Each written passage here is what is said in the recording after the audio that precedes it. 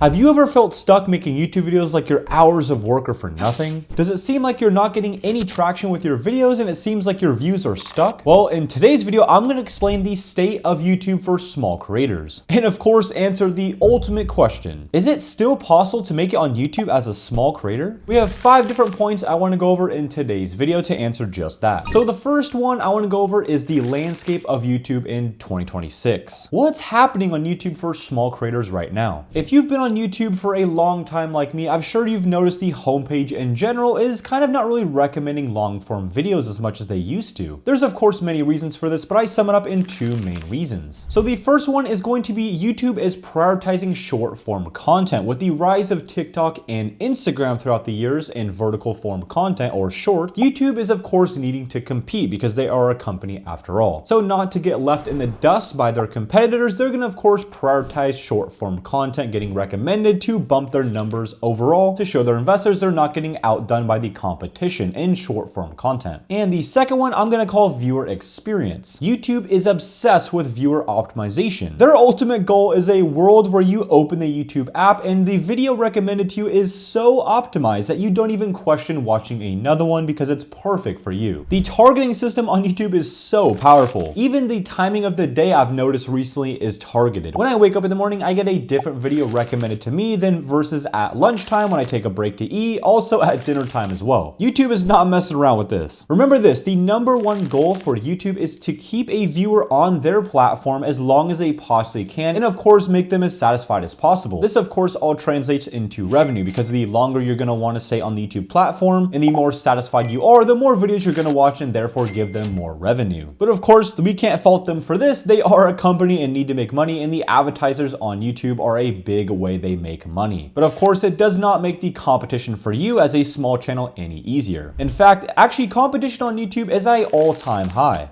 Everyone has great cameras. I mean, you could just record with your iPhone nowadays, and that's pretty much all you need. Everyone has access to unlimited information. Of course, now with AI, you can script any video you want in a matter of seconds. So how do you actually stand out? To answer that, we're going to need to first look at some stats and see how hard it is actually to be a small creator in 2026. And that brings us to our second point, the reality of actually being a small creator nowadays. There are approximately 115 million YouTube channels. But once you start to find out the active YouTube channels, these stats start to dwindle down quite a bit. There is around 60 to 65 million active channels that have posted in the last 12 months, but the group gets even smaller when we look at channels that have posted in the last 30 days. The stats actually get divided in about a half. There's about 28 to 32 million channels that have actually posted in the last 30 days that are super active. So if you posted in the last 30 days, you already are doing better than most channels. And if you hit 100 subscribers, you're in the top 63% of all channels. And the numbers from about 100 subscribers to about 1,000, the in between of those, you're in about the top 8.8% on the entire platform, which is pretty commendable to be honest. And congratulations, if you are monetized, you are only in a group of about 3 million channels and are in the top 2.6% of all channels, which is very impressive. Now, of course, what's the actual numbers behind hitting those subscriber amounts? To get to 100 subscribers on average, if we take into consideration all types of channels, it takes about 77 different videos to get to that magical 100 subscriber amount. And on a personal note, if you're curious on how long it took me to get my first 100 subscribers on my main channel that now sits over 1 million subscribers at this point, it took me way longer than I remember. I went back and looked at some stats and I think it took me over 1,110 days, over 3 years just to hit the 100 subscriber amount. And now going to 1,000 subscribers, it takes on average 152 videos to reach that milestone. And then of course, going back to my channel, to go from 100 subscribers to 1,000 subscribers, it took me over 700 days. This is definitely a grind season for you on YouTube. But the main idea behind this is you need to never quit. 90% of YouTube channels that start today will stop uploading after 3 months. And if you did get to the monetization status, you have survived small creator hell. That definitely deserves a little applause. YouTube is of course at an all-time high in competition for not only small creators, but all creators. But they do offer of course some features on YouTube that help it to be a little bit bit easier for small creators because they of course understand how hard it is to make it from the beginning. They have introduced early this year the hype feature. This allows viewers to boost and hype their favorite creators that are between the 500 subscriber to 500,000 subscriber mark onto a weekly kind of leaderboard, if you will. Of course, this isn't going to be a game changer for small creators, but if you are a very big standout as a small channel, you have more of a chance to get recommended and onto this leaderboard, which of course helps grow your channel. So maybe start asking for hypes and not likes on your YouTube channel. And then there's of course the new to you feature on YouTube, which basically recommends things that aren't your normal videos you watch every day. This forces new creators into the recommendation bubble that would normally not get seen. I personally don't actually go on the new to you feature on YouTube as a consumer of YouTube. I'm not sure if you guys do that too often, but I do have to note that I've seen a lot more small channels actually get recommended to my personal recommendation feed, even if I don't seek them out too much. I really see this effect take place when I'm going into a niche more. For example, personal finance and car YouTube I watch a lot. So I'll see some new car channels or new personal finance channels that have like 10 views, for example, which is super random, but that gets recommended way more to me because I am going down the rabbit hole of a niche more and more. The idea behind this as well is if you are more interested in a niche and you keep watching all sorts of videos from this type of niche, then YouTube is going to recommend more smaller channels because you are a viewer that's going to be more interested in smaller channels, of course. But if you're someone that barely goes on YouTube, they're not going to risk new channels getting recommended to you because of course they don't want you to get off the platform. But people like me that are always on the platform are always going to get recommended new channels. That's why it's of course important to be a part of a niche, because the avid watchers of that niche are eventually going to find your channel. With all these scary stats, that leads us to our third